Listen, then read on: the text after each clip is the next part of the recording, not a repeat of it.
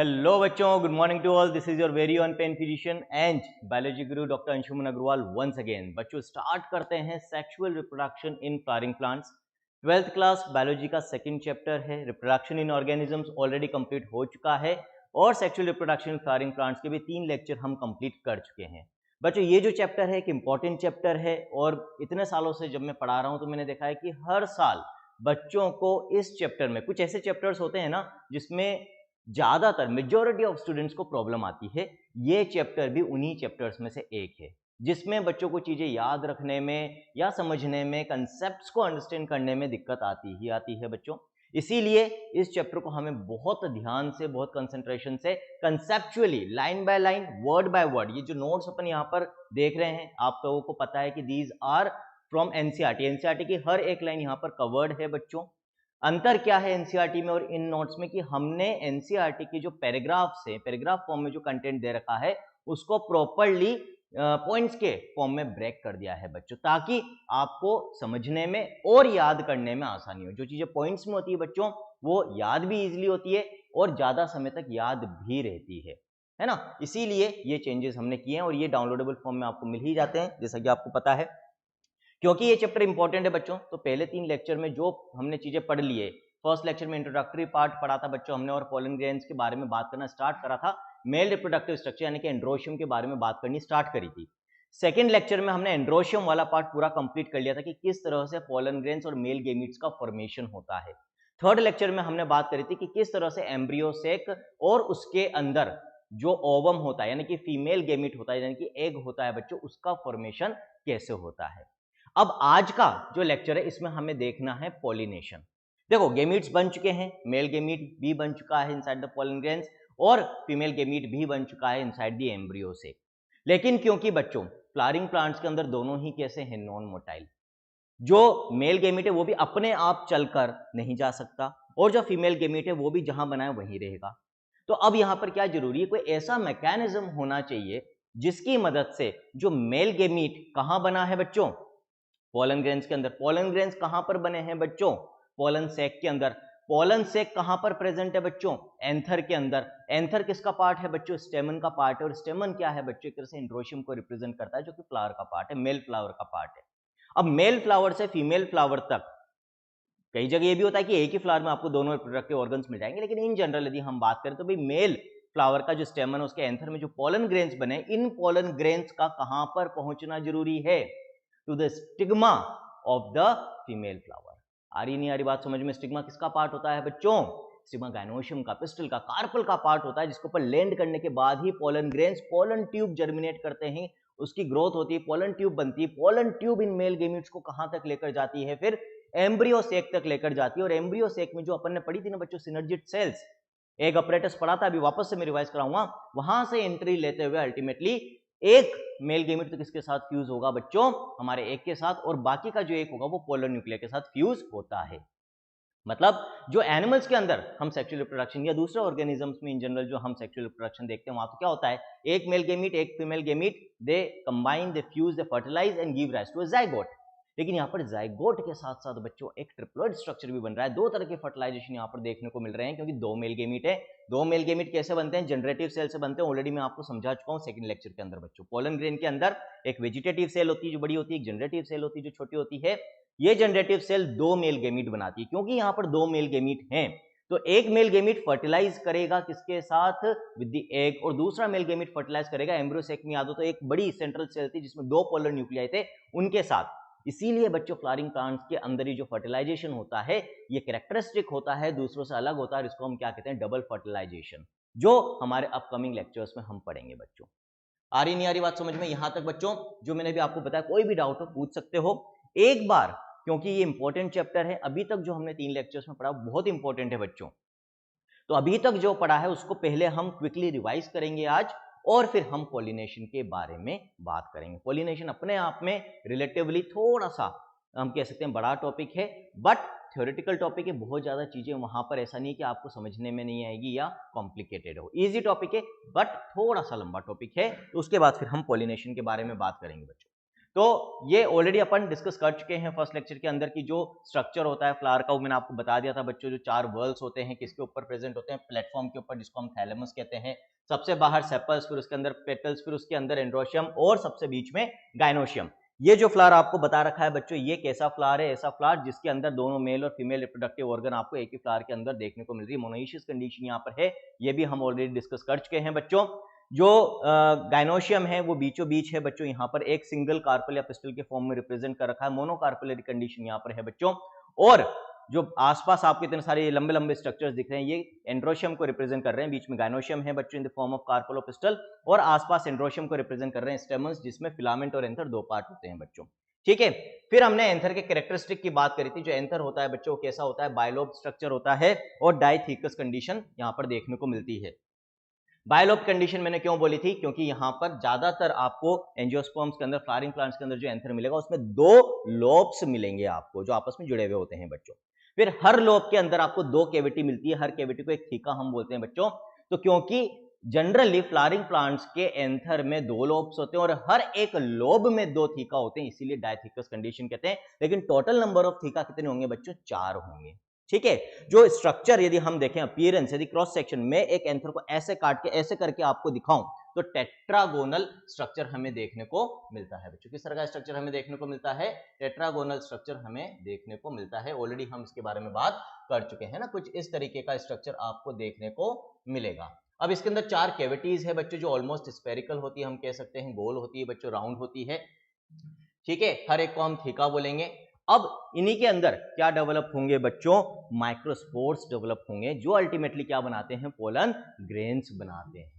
आई नहीं आई बात समझ में, क्लियर है बच्चों। ठीक है, तो फिर अपन ने क्या देखा था भाई, स्ट्रक्चर ऑफ माइक्रोस्पोरेंजियम। तो ये जो थीका आपको दिख रहे हैं इनको हम माइक्रोस्पोरेंजियम भी बोलते हैं। तो कितने माइक्रोस्पोरेंजिया यहाँ पर आपको दिख रहे हैं बच्चों, 4 माइक्रोस्पोरेंजिया हैं जिनके अंदर पोलन ग्रेन्स का फॉर्मेशन होगा। इनकी वॉल्स के बारे में हमने बात करी थी बच्चों। Outer 3 layers protective in nature होती है, एपिडर्मिस, एंडोथीशियम, मिडिल लेयर्स, और सबसे अंदर की जो चौथी लेयर होती है टेपेटम, वो न्यूट्रिटिव इन नेचर होती है बच्चों, है ना। ये स्ट्रक्चर मोटा मोटा अपन जो मेन चीजें जहां से क्वेश्चन बनते हैं वो मैं रिवाइज करवाता हुआ चल रहा हूं बच्चों, है ना। यहाँ पे कोई भी डाउट हो पूछ लेना, ऑलरेडी बाकी अपन डिटेलिंग पढ़ चुके हैं। लेकिन जो चीजें एटलीस्ट आपको याद रहनी ही चाहिए, दिमाग में छपी हुई होनी चाहिए, वो मैं आपको बताता हुआ चल रहा हूं। फिर क्या होता है बच्चों, अंदर एक स्पोरोजिन। अब इसके बाद क्या, माइक्रोस्पोरोजेनेसिस अपन ने पढ़ा था। माइक्रोस्पोरोजेनेसिस का मतलब क्या होता है, formation of microspores. Microspores he mature होकर पोलन ग्रेन्स बनाते हैं, जिनके अंदर मेल गेमिट्स डेवलप होते हैं। क्योंकि पोलन ग्रेन्स के अंदर मेल गेमिट्स डेवलप हो रहे हैं, इसीलिए पोलन ग्रेन को हम मेल गेमिटोफाइट भी बोलेंगे। गेमिटोफाइट वो स्ट्रक्चर जिसके अंदर गेमिट्स बनते हैं, मेल गेमिटोफाइट जिसके अंदर मेल गेमिट्स बन रहे हैं, फीमेल गेमिटोफाइट जिसके अंदर फीमेल गेमिट्स बनेंगे। सिंपल, ये टर्मिनोलॉजी बिल्कुल क्लियर कर लो अब दिमाग में, जो मैं आपको बता रहा हूं। स्पोरोजेनेसिस, स्पोर फॉर्मेशन, जेनेसिस यानी फॉर्मेशन, माइक्रोस्पोरोजेनेसिस, माइक्रोस्पोर्स का फॉर्मेशन जिनसे अल्टीमेटली पोलन ग्रेन्स बनेंगे। कैसे होगा, ये यहां पर अभी अपन ने क्या देखा बच्चों, ये 4 माइक्रोस्पोरेंजिया हैं बच्चों, एक माइक्रोस्पोरेंजियम, दूसरा, तीसरा, चौथा। इनका स्ट्रक्चर मैंने आपको बता दिया, 3 लेयर प्रोटेक्टिव, अंदर टेपिटम न्यूट्रिटिव, और बीचों बीच क्या भरा होता है इनमें, एक स्पोरोजीनस टिश्यू। स्पोरोजीनस ऐसा टिश्यू जो स्पोर्स को क्या करेगा, it will give rise to spores बच्चों, जिससे स्पोर्स बनेंगे, है ना। अब ये जो स्पोरोजीनस टिश्यू होता है बच्चों, इसकी जो सेल्स है कैसी है, डिप्लॉइड सेल्स है।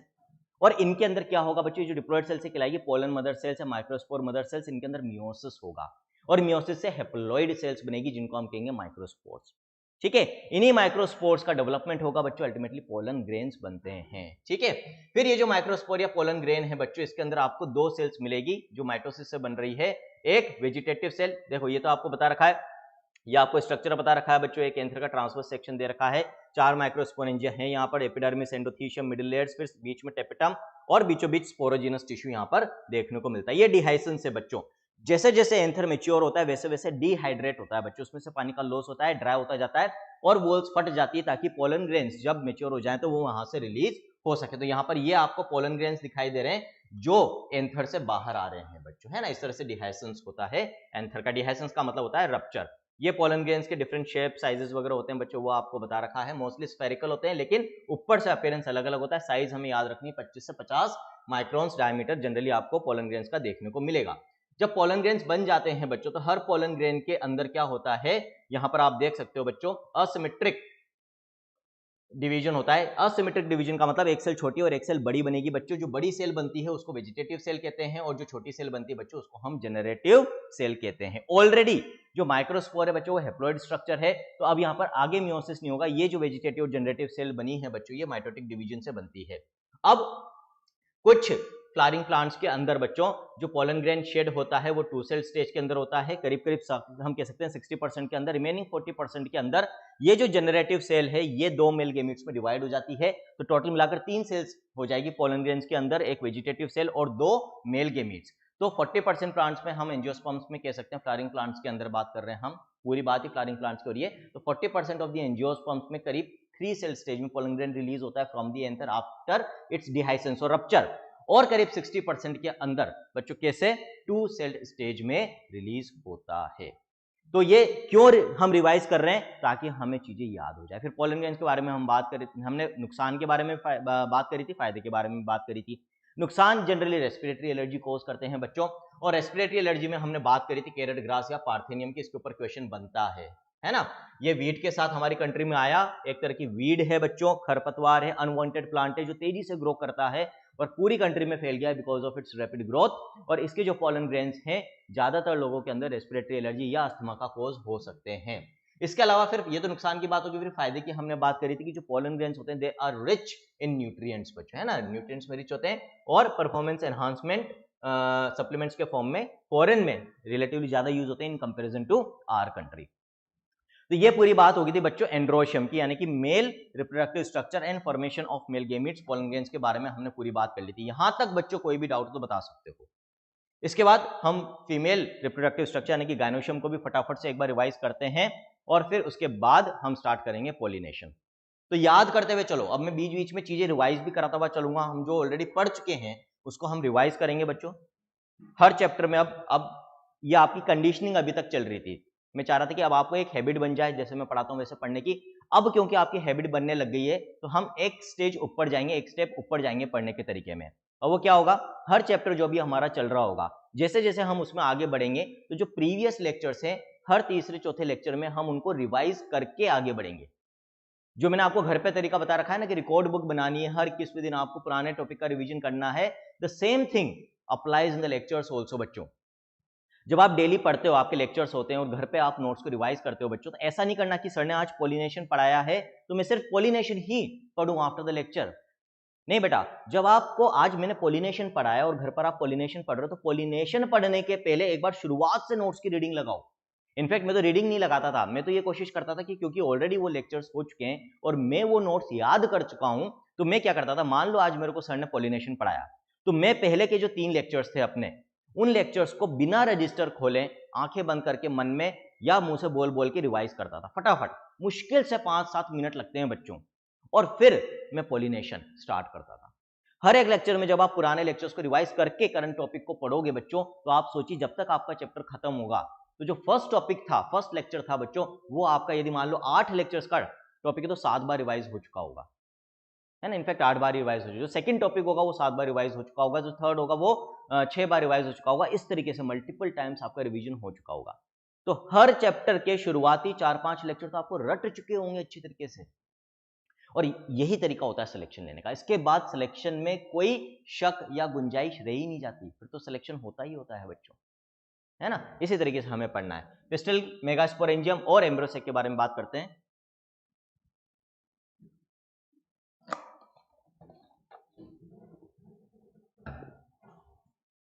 एम्ब्रियोसेक यहां पर किसको रिप्रेजेंट करेगा, वहां पोलन ग्रेन के अंदर मेल गेमिट्स बन रहे थे तो वो मेल गेमिटोफाइट था। अल्टीमेटली अभी अपन देखेंगे यहां पर एम्ब्रियोसेक के अंदर फीमेल गेमिट्स बनेंगे, फीमेल गेमिट बनेगा, सिंगल बनता है यूजुअली सिंगल बनता है। तो एम्ब्रियोसेक को हम क्या बोलेंगे बच्चों, फीमेल गेमिटोफाइट। एक एम्ब्रियोसेक में आपको एक एग देखने को मिलेगा। एक्सेप्शंस, अबनॉर्मेलिटी, क्योंकि लिविंग वर्ल्ड है बच्चों ये, जैसा अपन बोलते हैं ह्यूमंस में भी इन जनरल क्या होता है, एक मेंस्ट्रुअल साइकिल में एक एग बनता है, but abnormalities are there, twins होते हैं।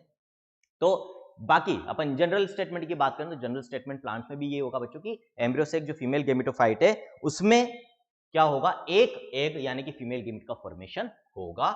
Exceptions definitely are there. So the gynoecium represents the female reproductive part of the flower. ये अपने ऑलरेडी बात कर ली है बच्चों। गायनोशियम क्या होता है, फीमेल पार्ट होता है। मोनोकार्पेलरी मल्टीकार्पेलरी कंडीशन मैंने आपको एक्सप्लेन कर दी थी।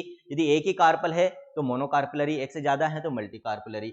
फिर बच्चों अपन ने अपोकार्पस सिनकार्पस कंडीशन की भी बात करी थी। सिनकार्पस कंडीशन कब दिखेगी? मल्टीकार्पेलरी कंडीशन में, एक से ज्यादा कार्पल्स है और वो फ्यूज्ड है आपस में, तो सिनकार्पस। यदि फ्यूज्ड नहीं है तो अपोकार्पस कंडीशन देखने को मिलती है बच्चों, यदि वो फ्री है तो। ठीक है, तीन पार्ट होते हैं, स्टिग्मा, स्टाइल एंड ओवरी। नीचे का जो चौड़ा पार्ट होता है दैट इज ओवरी, बीच का जो पतला पार्ट होता है दैट इज स्टाइल, और ऊपर जहां पर पोलन ग्रेन्स लैंड करते हैं दैट इज स्टिग्मा बच्चों। ये आपको दिख ही रहा है, this is syncarpous condition, this is apocarpous condition. ये आपको टिपिकल एक ओव्यूल का स्ट्रक्चर बता रखा है बच्चों। ओव्यूल जहां पर प्लेसेंटा से, देखो जो ओवरी वाला पार्ट होता है, जो चौड़ा वाला पार्ट होता है, इसके अंदर अगेन न्यूट्रिटिव टिश्यू जो डेवलपिंग एम्ब्रियो सेक को या फीमेल गेमेटोफाइट को न्यूट्रिशन प्रोवाइड करेगा बच्चों, वो प्लेसेंटा से, बाकी के प्लांट से डिराइव कर रहा है ये स्ट्रक्चर ओव्यूल, है ना, या एम्ब्रियो सेक हम कह सकते हैं। अब उसके लिए क्या जरूरी है कि ये जो ओव्यूल है बच्चों, ये किसके साथ जुड़ा हुआ हो? बाकी के प्लांट के साथ इसका कनेक्शन होना चाहिए। और वो कनेक्शन कौन स्टैब्लिश करता है? प्लेसेंटा स्टैब्लिश करता है। मतलब जो ओव्यूल है बच्चों वो प्लेसेंटा से जुड़ा होता है। कहां? यहां पर कहीं प्लेसेंटा होगा, आपको इस डायग्राम में नहीं दिखा रखा है। अब उस प्लेसेंटा से एक या एक से ज्यादा ओव्यूल्स जुड़े हुए हो सकते हैं। वो स्ट्रक्चर जो प्लेसेंटा से ओव्यूल को जोड़ता है बच्चों, वो स्ट्रक्चर क्या कहलाता है? That stalk like structure is called as funicle. और जिस जगह पर ये ओव्यूल इस फ्यूनिकल से जुड़ा हुआ है, जो फ्यूनिकल इसको प्लेसेंटा से जोड़ेगा, वो जगह कहलाता है junction of funicle and ovule is called as hilum बच्चों। फिर जो ओव्यूल है उसके बाहर दो कवरिंग्स होती है, बाहर वाली कवरिंग आउटर इंटेगुमेंट, इंटेगुमेंट का मतलब ही कवरिंग होता है बच्चों, और अंदर वाली कवरिंग इनर इंटेगुमेंट कहलाती है। उसके अंदर बच्चों फिर आपको अगेन एक न्यूट्रिटिव टिश्यू मिलेगा, जैसे माइक्रोस्पोरेंजियम में हमने टैपेटम देखा था, उसी तरह से यहाँ पर न्यूसेलस होता है जो कि फूड रिजर्व को स्टोर करके रखता है, न्यूट्रिटिव टिश्यू है बच्चों। ठीक है, और अल्टीमेटली इसके अंदर एम्ब्रियो सेक का फॉर्मेशन होता है। अब वो एम्ब्रियो सेक का फॉर्मेशन होता कैसे है वो इंपॉर्टेंट है बच्चों। तो एम्ब्रियो सेक का फॉर्मेशन समझने के लिए एक तो हमें दो एंड्स याद रखने हैं। तो ये जो एक एंड है बच्चों जर की तरफ, ये इंटेगुमेंट्स फ्यूज्ड नहीं है आपस में, थोड़ी सी जगह छोड़ रखी है, यानी कि एक ओपनिंग आपको दिखेगी इस ओव्यूल के स्ट्रक्चर के एक एंड पर। ये जहां पर ओपनिंग होती है, इस ओपनिंग को हम कहते हैं बच्चों माइक्रोपाइल, और ये एंड क्या कहलाता है? माइक्रोपाइलर एंड या माइक्रोपाइलर पोल। और इसके अपोजिट जो पोल होता है उसको हम चेलेजल पोल या चेलेजा वाला एंड कहते हैं बच्चों। ठीक है, अब होता क्या है, यहां तो आपको ऑलरेडी एम्ब्रियो सेक दिखा रखा है इस डायग्राम में, लेकिन ये एम्ब्रियो सेक शुरुआत से नहीं प्रेजेंट है, ये तो बाद में बनेगा। तो शुरुआत में यहां पर न्यूसेलस ही होता है, और न्यूसेलस की कोई एक सेल जो इस माइक्रोपाइलर एंड की तरफ है वो डिफरेंशिएट होती है बच्चों, मॉडिफाई होती है, किस फंक्शन के लिए? आगे चलकर एम्ब्रियो सेक बनाने के लिए, और उसको हम बोलेंगे मेगास्पोर मदर सेल बच्चों। अगेन डिप्लॉइड है, उसमें मियोसिस होगा, 4 मेगास्पोर्स बनेंगे, यानी कि टेट्राड ऑफ मेगास्पोर्स। 3 जनरली उसमें से डीजेनरेट कर जाते हैं, एक मेगास्पोर बच्चों रह जाता है अल्टीमेटली। मतलब हाँ, एक मेगास्पोर बच्चों रह जाता है, जिससे अल्टीमेटली क्या होगा? एम्ब्रियो सेक का फॉर्मेशन होगा। ठीक है, अब वो एम्ब्रियो सेक का फॉर्मेशन कैसे होता है वो भी मैं आपको एक्सप्लेन कर चुका हूं बच्चों, यहां पर अपन समझ सकते हैं। देखो, एक सेल जो है न्यूसेलस की वो डिफरेंशिएट होगी मेगास्पोर मदर सेल में, उसके अंदर मियोसिस हुआ, पहले 2 सेल बनेगी, अल्टीमेटली 4 सेल बनेगी, यानी कि मेगास्पोर टेट्राड बन गया। हर एक मेगास्पोर क्या है बच्चों? हैप्लॉइड स्ट्रक्चर है। 3 मेगास्पोर्स जो है डीजनरेट कर जाएंगे, सिर्फ एक मेगास्पोर रह जाएगा। ये वो एक मेगास्पोर है जो रह गया। जो मेगास्पोर रह जाएगा उसके न्यूक्लियस के अंदर फ्री न्यूक्लियर डिवीजन होगा। फ्री न्यूक्लियर डिवीजन का मतलब है न्यूक्लियस तो डिवाइड हो रहा है, लेकिन सेल वॉल फॉर्मेशन या 2 सेल्स के अंदर पार्टीशन अभी नहीं हो रहा, और जो 2 न्यूक्लिया बनेंगे वो अपोजिट पोल्स पर चले जाएंगे। उसके बाद जो ये अपोजिट पोल्स पे 2 न्यूक्लिया गए, अगेन इनके अंदर फ्री न्यूक्लियर डिवीजन होगा, हर पोल पे 2-2 न्यूक्लिया, यानी कि टोटल मिला के 4 न्यूक्लिया, 4 न्यूक्लियर स्टेज आ जाएगी बच्चों। अगेन फिर इनके अंदर फ्री न्यूक्लियर डिवीजन होगा, 4 इस जगह 4 इस जगह, है ना, इधर 2 में फिर तो 1 से 2 1 से 2 1 से 2 1 से 2, तो कुल मिलाकर 8 न्यूक्लिया यहां पर बन जाएंगे, 4 एक पोल पर 4 एक पोल पर। अब इतना जरूर ध्यान रखना, ये मैंने आपको उस लेक्चर में भी बताया था, लास्ट लेक्चर में भी बताया था, कि यहां पर देखो बच्चों, इस वाले डायग्राम के अंदर ये जो डायग्राम दे रखा है इसमें माइक्रोपाइलर एंड ऊपर है, चेलेजल पोल नीचे की तरफ है। ठीक है, लेकिन यहां जो फिर डायग्राम एनसीईआरटी ने दिया है यहां उल्टा कर दिया है। इस चीज को जरूर याद रखना, नहीं तो फिर घूमते रहोगे, दिमाग घूमता ही रहेगा, आपको समझ में नहीं आएगी चीजें, तो ध्यान रखो। अब ये वाला जो एंड है इस डायग्राम में, ये चेलेजल पोल है ऊपर वाला, और नीचे वाला उल्टा कर दिया है ओव्यूल का, है ना, and this is the micropylar pole, this is the micropylar pole. ठीक, अब ये जो 8 न्यूक्लिया यहां पर बने हैं बच्चों, अब सेल वॉल फॉर्मेशन होएगी और डिफरेंट सेल्स में सेपरेट हो जाएंगे।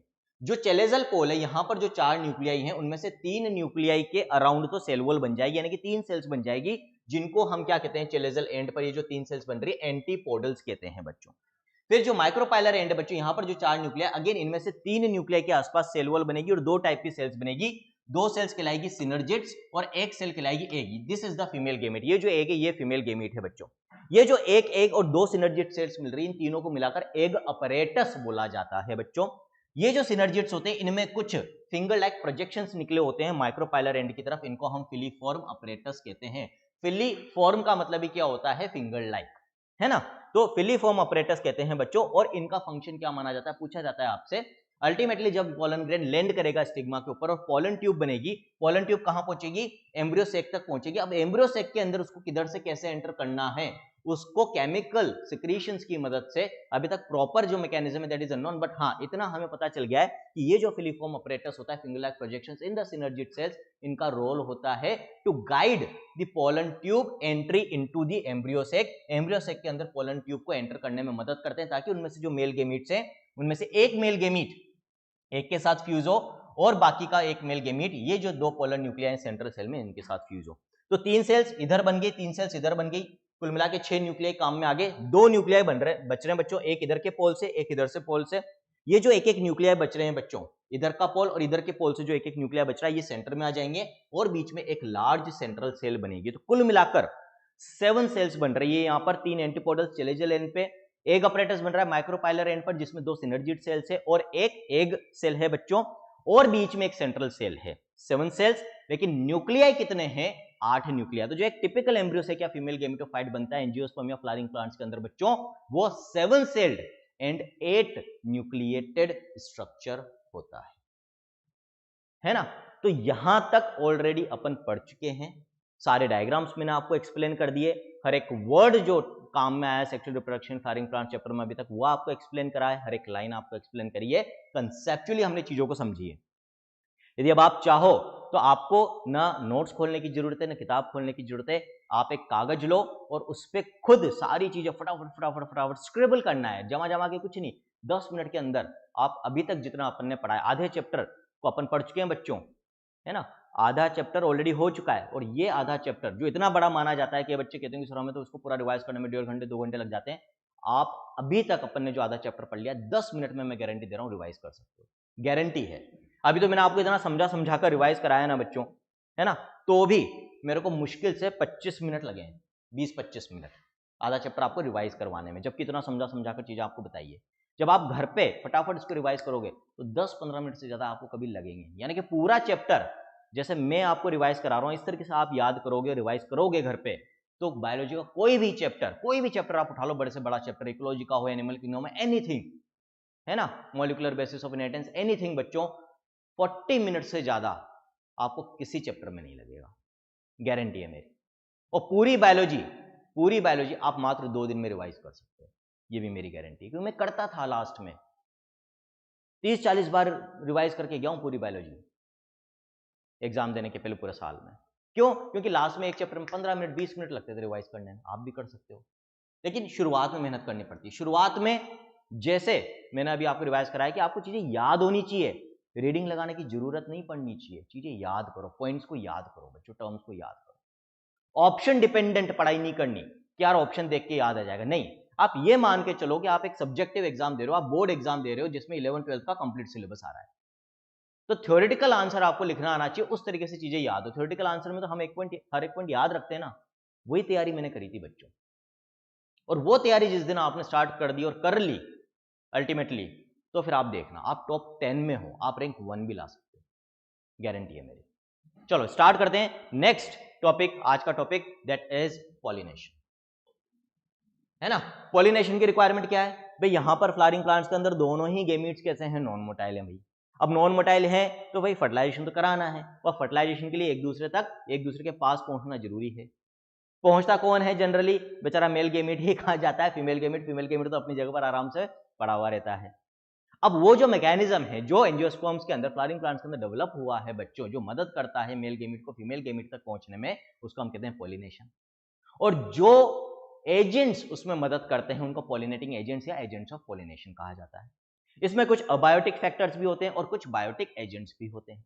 अबायोटिक, जहां पर भी अबायोटिक आ जाए या बायोज आ जाए, बायोज का मतलब होता है लाइफ, लगा दिया उसके आगे मैंने, अबायोटिक तो नॉन लिविंग, और बायोटिक फैक्टर में बायोज आ रहा है, ठीक है, उससे बना है तो लिविंग एजेंट्स। लिविंग एजेंट्स में डिफरेंट एनिमल्स मदद कर सकते हैं इन दी पॉलिनेशन एक्ट, है ना, मेल गेमिट को फीमेल गेमिट तक पहुंचाने में। लेकिन इनमें जो मेजॉरिटी ऑफ बायोटिक एजेंट्स होते हैं पॉलिनेशन के, वो किसको बिलोंग करते हैं, क्लास इंसेक्टा और फाइलम आर्थ्रोपोडा।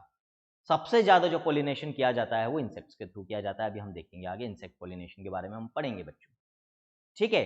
बाकी जो अबायोटिक फैक्टर्स होते हैं उनमें जो मेजर अबायोटिक फैक्टर्स होते हैं, एक होता है विंड और दूसरा वाटर। विंड और वाटर की मदद से भी पॉलिनेशन देखने को मिलता है। तो 3 फैक्टर्स होते हैं मेनली, या 3 हम कह सकते हैं इंपॉर्टेंट एजेंट्स ऑफ पॉलिनेशन होते हैं।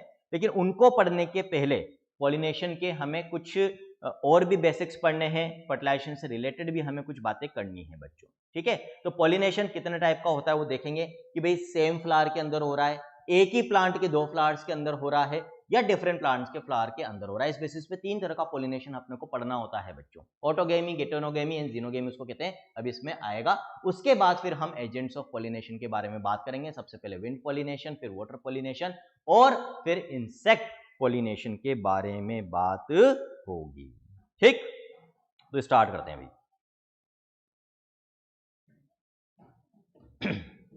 Pollination, the male and female gametes in flowering plants are produced in the pollen grain and embryo sac respectively, है ना। मेल गेमिट किस में प्रोड्यूस हो रहा है, पोलन ग्रेन के अंदर। फीमेल गेमिट्स किस में प्रोड्यूस हो रहा है, एम्ब्रियो सेक के अंदर। तो pollen grain male gametophyte, embryo sac female gametophyte. as both types of gametes are non-motile they have to be brought together for fertilization to occur, ठीक है। Pollination is the mechanism to achieve this objective. अब ये जो fertilisation हमें करवाना है, इन दोनों के एक दूसरे के पास लाना है, वो किस मैकेनिज्म के थ्रू होगा बच्चों, that will occur with the help of pollination. Now pollination है क्या बच्चों, कैसे डिफाइन करोगे, transfer of pollen grains which are shed from the anther, anther rupture होता है जिसको हम डिहाइसेंस ऑफ एंथर कहते हैं, उससे जो पोलन ग्रेन्स रिलीज हुए हैं उनका वहां से रिलीज होकर कहां पर पहुंचना, कहां पर ट्रांसफर होना, transfer to the stigma of a pistil. Pistil क्या है, कार्पल भी बोलते हैं, फीमेल रिप्रोडक्टिव स्ट्रक्चर, गायनोशियम को रिप्रेजेंट करता है। This phenomenon is term as pollination. तो बच्चों ये जो डेफिनेशन है ये हमें अच्छी तरीके से याद होनी चाहिए, ठीक। Now flowering plants have evolved an amazing array of adaptations to achieve pollination। Pollination करवाने के लिए डिफरेंट मैकेनिज्म्स, एरे का मतलब होता है वैरायटी बच्चों हम कह सकते हैं।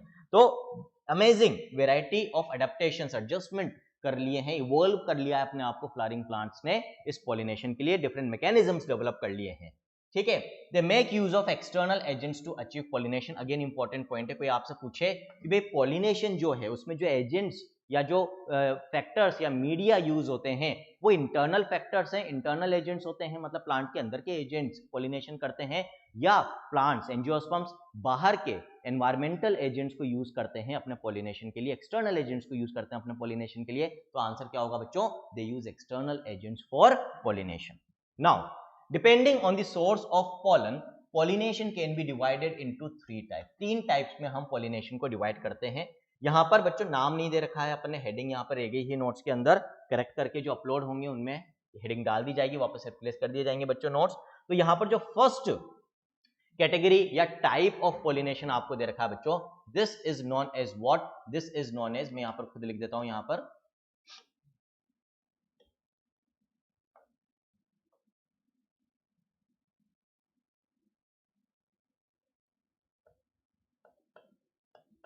ऑटोगेमी। फर्स्ट टाइप क्या है बच्चों, ऑटोगेमी, है ना। ऑटोगेमी, ऑटोगेमी का मतलब क्या होगा, इसको कैसे याद रखोगे, जो अभी हम 3 टाइप पढ़ेंगे उसमें ये सीक्वेंस याद रखोगे। एक ही फ्लावर के अंदर, एक ही फ्लावर के अंदर पॉलिनेशन हो रहा है, मतलब उस फ्लावर के अंदर मेल रिप्रोडक्टिव स्ट्रक्चर यानी कि स्टेमन भी है, उसी फ्लावर के अंदर बच्चों क्या है, पिस्टल भी है, और खुद के एंथर से रिलीज हुए पोलन ग्रेन्स खुद ही के ही फ्लावर के पिस्टल के स्टिग्मा पर लैंड हो रहे हैं, दैट इज ऑटोगेमी। आगे बात समझ में। सेकंड वाला कैसे याद रखोगे, एक ही प्लांट है लेकिन फ्लावर अलग अलग है। तीसरा जो अपन याद रखेंगे, कैसे याद रखेंगे, एक प्लांट के फ्लावर से दूसरे प्लांट भी डिफरेंट हो गया। तो पहले में सेम फ्लावर, दूसरे में प्लांट सेम, फ्लावर्स डिफरेंट, तीसरे में प्लांट्स भी डिफरेंट, तो फ्लावर तो ऑटोमेटिकली डिफरेंट हो जाएंगे। इस तरह से तीनों को याद रखोगे, पहला ऑटोगेमी, दूसरा गेटोनोगेमी, तीसरा जीनोगेमी, XENOGAMY, तीसरा जीनोगेमी। सबसे पहले हम बात करेंगे बच्चों किसके बारे में, ऑटोगेमी के बारे में बात करेंगे। In this type, pollination is achieved. In this type, pollination is achieved within the same flower. एक ही flower के अंदर यहाँ पर pollination हो रहा है. Transfer of pollen grains from the anther to the stigma of the same flower is known as autogamy. In a normal flower which opens and exposes the anthers. अब यहाँ पर बच्चों ये चीज ध्यान से समझना, टाइप्स ऑफ फ्लावर्स आपको बता रखे हैं किस बेसिस पर कि वो ओपन होते हैं या हमेशा क्लोज्ड ही रहते हैं. कली के फॉर्म में कुछ ऐसे भी फ्लावर्स होंगे जो कभी भी ओपन नहीं होंगे बच्चों. आगे बात समझ में. जनरली अपन जो देखते हैं मेजॉरिटी ऑफ फ्लावर्स ओपन होते हैं, लेकिन उनको क्या टर्म देते हैं पता होना चाहिए. जहां पर बायोलॉजी के टर्म्स के बारे में बात है, मैंने पहले भी आपको बोला था चैनल के ऊपर बच्चों डेली आपको एक बायोलॉजी टर्म हम शेयर करते हैं. ऑलमोस्ट 100 बायोलॉजी टर्म्स हम ऑलरेडी शेयर कर चुके हैं, है ना, और ये सिलसिला आगे भी चलता रहेगा. तो हम हमारे YouTube चैनल को नीट की कंप्लीट प्रिपरेशन के लिए तो एक बेस्ट चैनल बनाने के लिए लगातार मेहनत कर ही रहे हैं. लास्ट ईयर आपको बायोलॉजी के लेक्चर्स वहां पर प्रोवाइड करे थे. बच्चों ने फ्री ऑफ कॉस्ट पूरी बायोलॉजी की प्रिपरेशन करी चैनल के माध्यम से. भाई लेक्चर्स तो, यदि मैं हमेशा कहता हूं live lectures are the best lecture. आप चाहे ऑफलाइन बैठ कर पढ़ो चाहे ऑनलाइन क्लास हो, लाइव लेक्चर्स में जो पढ़ाई होती है वो कभी भी रिकॉर्डेड में नहीं होती. ये मेरा मानना है, मेरा पर्सनल एक्सपीरियंस है. एक बार तो आपको लाइव अटेंड करना ही करना चाहिए, है ना. लेकिन वो बच्चे, भाई वैसे तो हमने live lectures plus downloadable notes plus practice questions, doubt solving group, everything, हर फैसिलिटी बच्चों को दे रखी है, वो भी बहुत नॉमिनल फीस में हमारी सोचिंग ऐप के ऊपर, है ना. पूरे साल का खर्चा 2 से 3 हजार रुपए होता है. मैं तो कह रहा हूं लेकिन यदि वो भी कोई नहीं कर पा रहा है तो चैनल, यूट्यूब चैनल के ऊपर भी आपको लेक्चर्स मिलते हैं, लेकिन हाँ वो लाइव फॉर्म में नहीं होते. लाइव लेक्चर सिर्फ और सिर्फ उन बच्चों के लिए हमने रिजर्व कर रखे हैं जो बच्चे जो कोर्सेज हैं ऐप के ऊपर उनको सब्सक्राइब कर रहे हैं. क्योंकि उनको कुछ ना कुछ, जब बच्चा आज कुछ पे कर रहा है, आज मेहनत कर रहा है, सुबह उठकर लेक्चर अटेंड कर रहा है एक फिक्स टाइम पर, तो उसको कुछ एक्स्ट्रा मिलना चाहिए. लेकिन हाँ मान लो किसी की अफोर्डेबिलिटी बिल्कुल भी नहीं है और सिर्फ लेक्चर देखने से उसका काम चल जाए, तो लेक्चर्स तो हम अभी भी चैनल पे आपको धीरे धीरे प्रोवाइड करते हैं. हाँ लेकिन जिस स्पीड से हम लाइव क्लासेस में चल रहे हैं, कोर्सेज में चल रहे हैं, वहां से थोड़ा आपको डिलेड लेक्चर्स वहां पर मिलते हैं, लेट मिलते हैं. जो आज लेक्चर हो रहा है ऐप पे आपको 15-20 दिन बाद या 1 महीने बाद हो सकता है मिलेगा. लेकिन हाँ बिफोर नीट आपको सारे लेक्चर, सारे चैप्टर्स मिलेंगे इस साल, बायोलॉजी, फिजिक्स, केमिस्ट्री तीनों के. तो मेरा टारगेट यही है, मैं यही चाहता हूं कि किसी भी बच्चे की पैसे की वजह से पढ़ाई नहीं रुके. मेन टारगेट तो ये है. और जो डिजर्विंग बच्चा है वो अपनी मंजिल तक पहुंच जाए, फिर चाहे वो हमारे चैनल के थ्रू पहुंचे या फिर हमारी ऐप के थ्रू पहुंचे. जो ऐप पे कोर्सेज एनरोल करके ईमानदारी से पूरे साल तैयारी कर रहे हैं, उनकी तो मैं गारंटी दे रहा हूं उनका तो सिलेक्शन रुक ही नहीं सकता. प्रॉब्लम एक ही आती है, और अभी भी मैं देख रहा हूं जो बच्चे ऑलरेडी एनरोल्ड हैं उनमें से मुश्किल से 1-2 बच्चे हैं जो कंसिस्टेंट हैं, जो सीरियस हैं अपनी तैयारी को लेके, और उनका मुझे पता है वो डॉक्टर बन जाएंगे. लेकिन बाकी के लिए डेफिनेटली एक क्वेश्चन मार्क है, क्योंकि जो खुद से ईमानदार नहीं हो सकता, जो कंसिस्टेंसी मेंटेन करके नहीं रख सकता, उसको सक्सेस नहीं मिलती. मेरे वर्ड्स तेज लगते हैं, कड़वे लगते हैं, हार्श लगते हैं, लेकिन जो सच्चाई है मैं वही बोलता हूं बच्चों. ऐसा नहीं है कि जिन बच्चों ने पे करके मेरे कोर्सेज को, हमारे कोर्सेज को एनरोल कर लिया है तो मैं उनको हमेशा मीठी मीठी बातें करता रहूंगा, बेटा तुम्हारा तो सिलेक्शन हो जाएगा. नहीं, मैं सच ही बोलूंगा. फिर आपने चाहे एनरोल कराए, चाहे आप मेरे चैनल पे फ्री लेक्चर्स देख लो. जो भी बच्चा मुझसे कांटेक्ट करता है, मैं सिर्फ इतना सा देखता हूं कि वो कितना ईमानदार है, कितना मेहनती है. क्योंकि जो ईमानदार होता है अपनी मेहनत को लेके और कंसिस्टेंट होता है, वो कभी फेल नहीं होता, इसकी गारंटी. अल्टीमेटली उसको सक्सेस मिलेगी. देखो फेलियर्स एंड सक्सेस तो पार्ट ऑफ लाइफ है, आते जाते रहेंगे. अल्टीमेटली कौन क्या करता है, कहां पहुंचता है, वो मैटर करता है.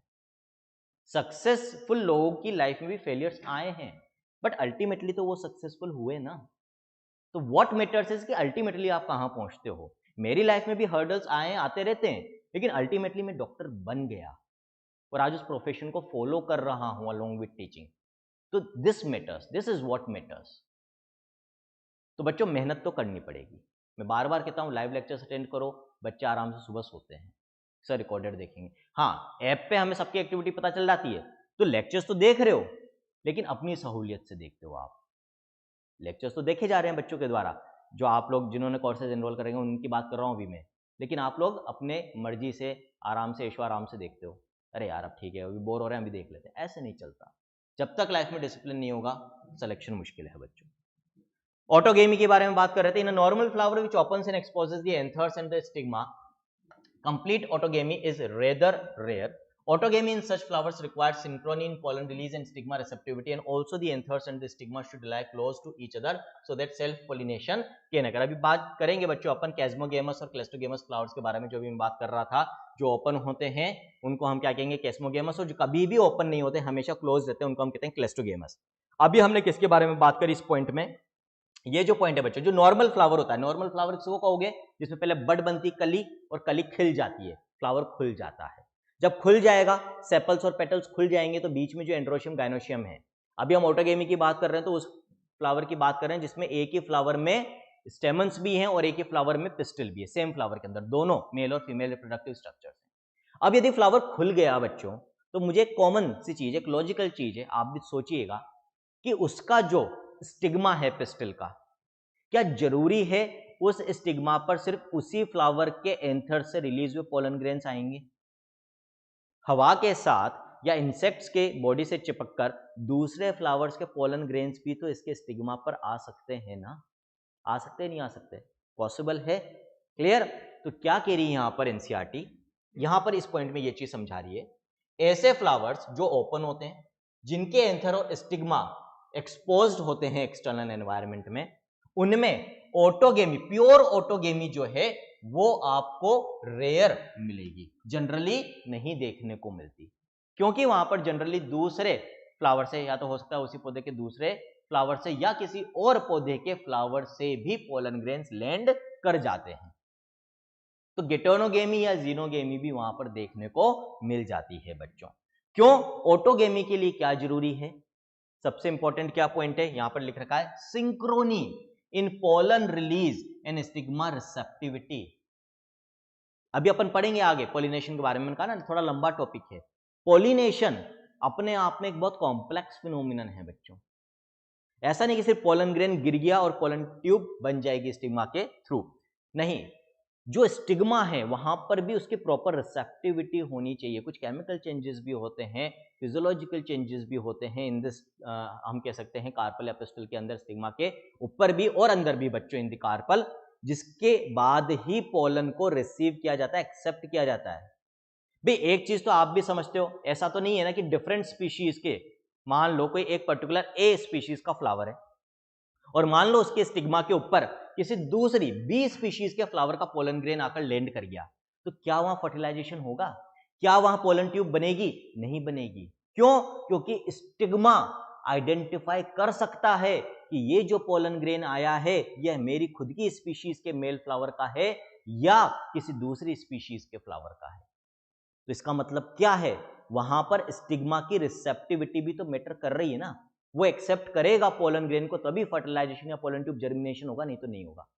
तो एक तो स्टिग्मा की रिसेप्टिविटी, कि क्या वो पोलन ग्रेन को एक्सेप्ट करने के लिए तैयार है, और उसी वक्त जब वो तैयार है उस वक्त पोलन ग्रेन्स रिलीज होकर खुद के फ्लावर से वहां आए, एक साथ सिंक्रोनस, साइमल्टेनियसली, एक समय पर, कोऑर्डिनेटेड वे में। सिंक्रोनस का मतलब होता है कोऑर्डिनेटेड, एक साथ। आपने देखा होगा ना स्विमिंग कॉम्पिटिशंस होते हैं ओलंपिक्स के अंदर भी, जिसमें एक सिंक्रोनस स्विमिंग का भी होता है, जिसमें एक साथ पूरी टीम होती है और एक साथ मूवमेंट करते हैं। वो मैटर करता है कि बिल्कुल सिंक्रोनाइज्ड मूवमेंट, या डांस में, ग्रुप डांस में हम कहते हैं सिंक्रोनाइज्ड जो मूवमेंट्स होते हैं, स्टेप्स होते हैं, वो मैटर करते हैं कि यदि 8 बंदे डांस कर रहे हैं तो आठों का यदि ये पांव उठ रहा है तो एक समय पर ये पांव उठे, दैट इज सिंक्रोनी। तो in the same way autogamy के लिए क्या जरूरी है कि भाई एक ही समय पर पोलन ग्रेन रिलीज हो और उस वक्त स्टिग्मा की रिसेप्टिविटी भी हो और बाहर से कोई पोलन ग्रेन नहीं आए, उसी फ्लावर के, उसी प्लांट के दूसरे फ्लावर या सेम स्पीशीज के दूसरे प्लांट से नहीं आए, तब जाके ऑटोगेमी होगी। अब खुले हुए फ्लावर में ये बहुत मुश्किल है, इसीलिए एनसीईआरटी ने क्या कहा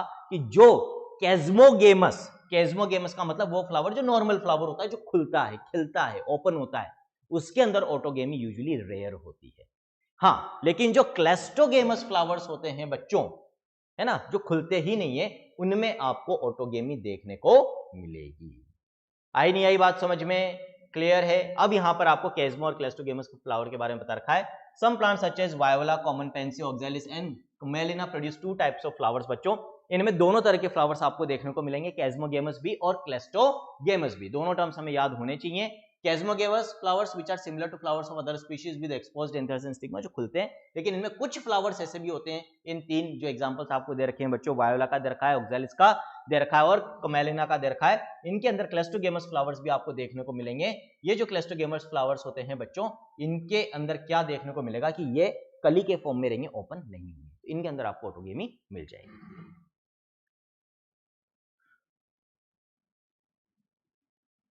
ठीक, जो क्लेस्टोगेमस फ्लावर्स होंगे बच्चों, क्योंकि ये बंद हैं, तो जो एंथर है या हम कह सकते हैं स्टेमन है और पिस्टल है वो भी आसपास होंगे, या एंथर और स्टिग्मा काफी क्लोज होंगे, क्योंकि जगह कम होगी अंदर, तो बिल्कुल क्लोज होंगे, तो ऑटोगेमी बहुत आसानी से हो जाती है बच्चों। These are invariably without any exception, इनमें ऑटोगेमी ही देखने को मिलेगी, इनमें आपको गेटोनोगेमी या जीनोगेमी देखने को नहीं मिलेगी, यानी कि क्रॉस पॉलिनेशन यहाँ पर नहीं होगा बच्चों। क्लेस्टोगेमस flowers produce a short seed set even in the absence of pollinators. ये अपने आप में एक बेनिफिट है। क्या बेनिफिट है?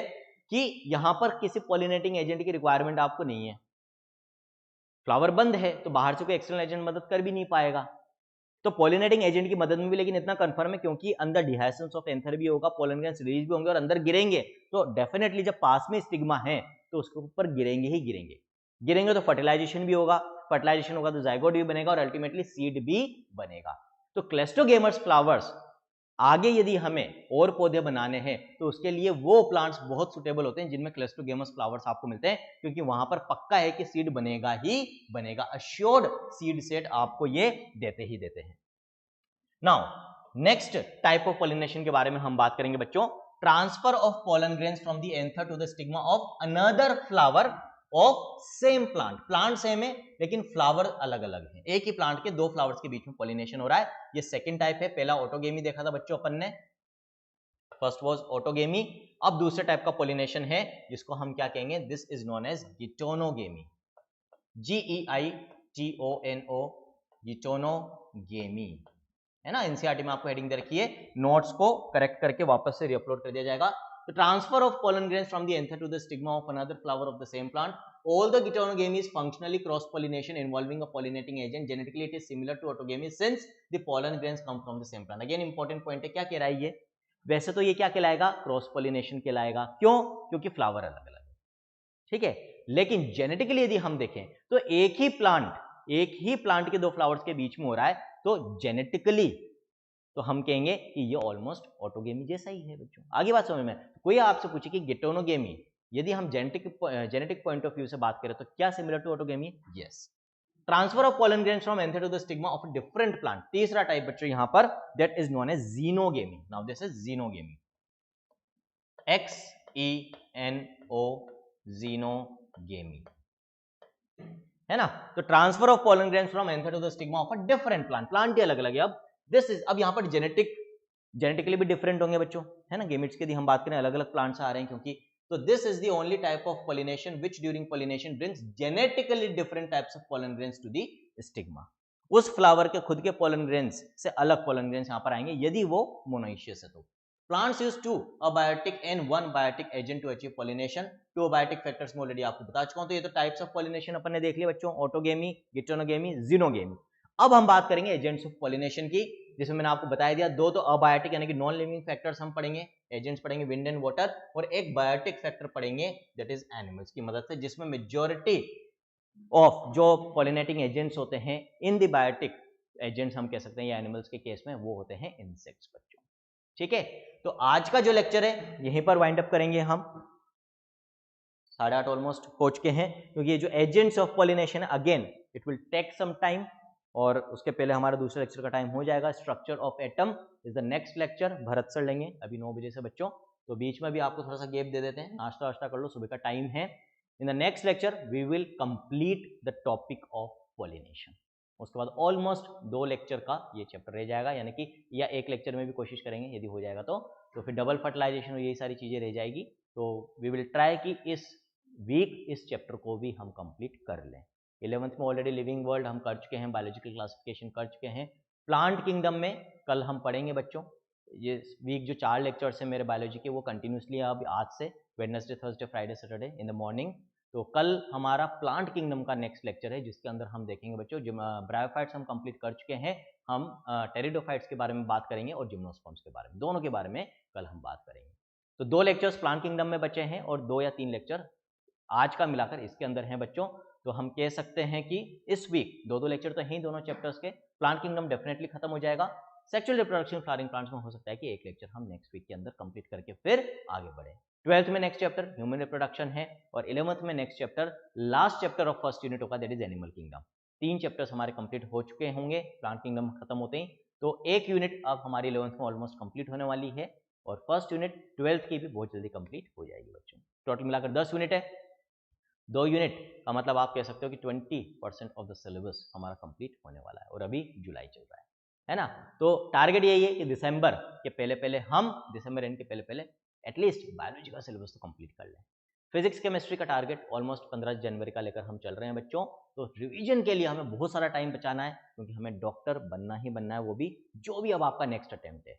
यदि 2024 वाला है तो 2024 में, 2025 वाला है तो 2025 में।